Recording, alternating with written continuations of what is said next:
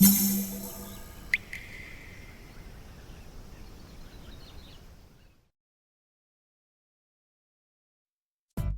うも、底辺アクアリスト黄昏です。皆さん、前回紹介した60センチブセファランドラオンリー水槽のことは覚えていますでしょうか？まだ見ていないという方は概要欄に再生リストを貼っておきますので、ぜひそちらから見てやってください。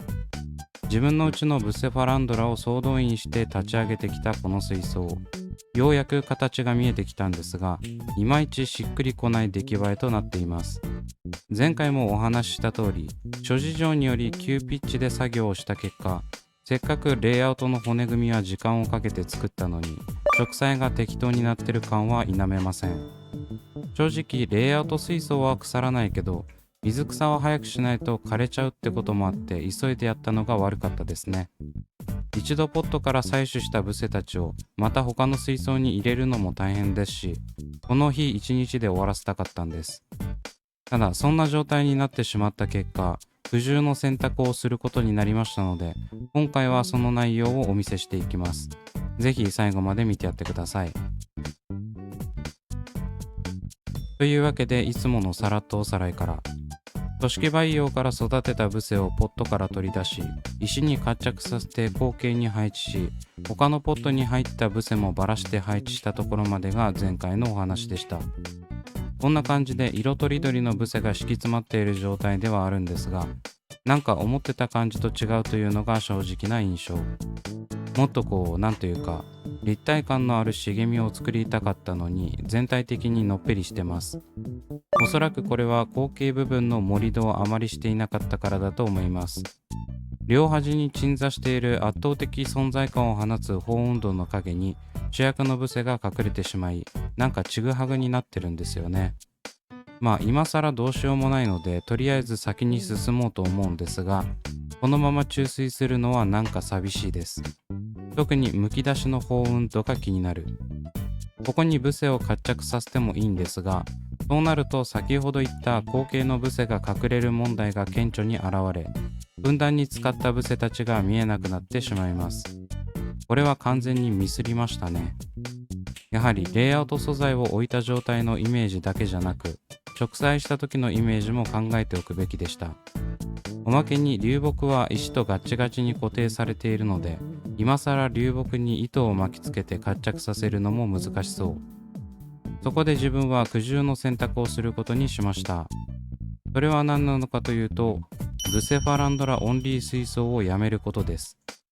まさかの注水前にコンセプト崩壊ということで、大変心苦しいのですが、これまでありったけのブセをかき集めてレイアウトをしてきたので許してやってください。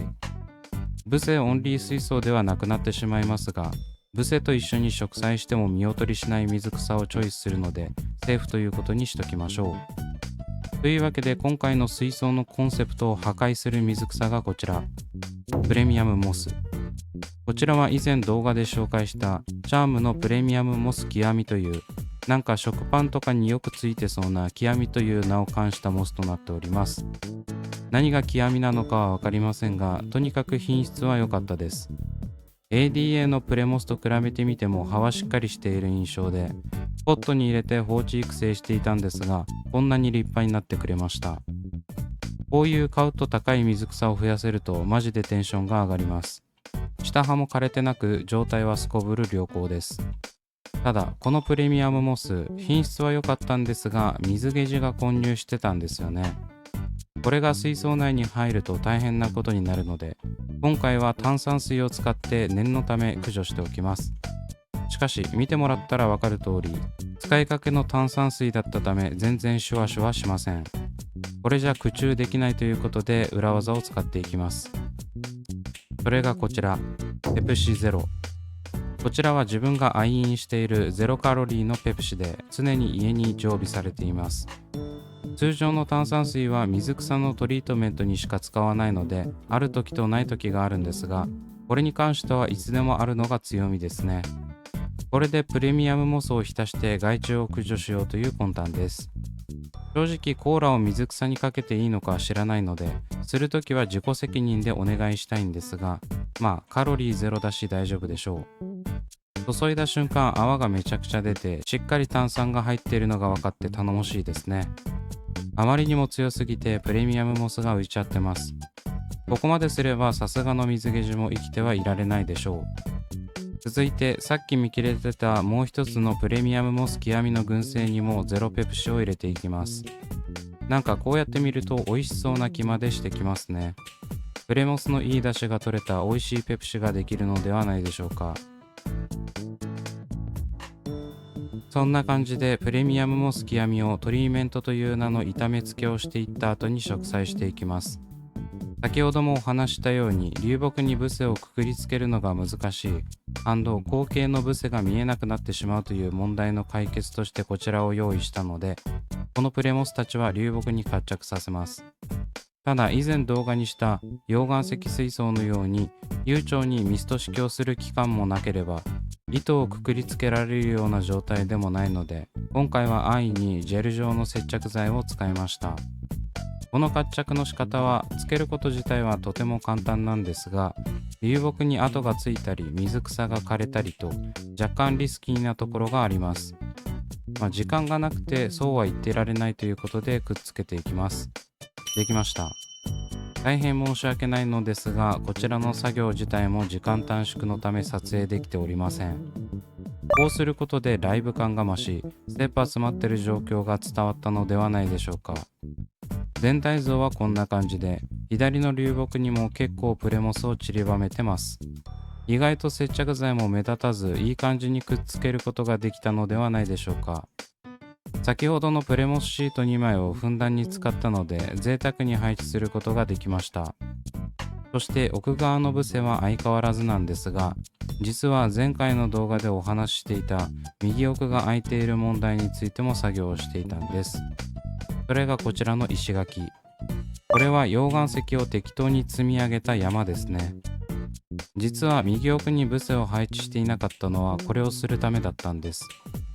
というか順序は逆で、ブセを配置している時にこの右奥のスペースが流木に隠れて全く見えないことに気がつき、その場しのぎでこの溶岩石の山を作った感じです。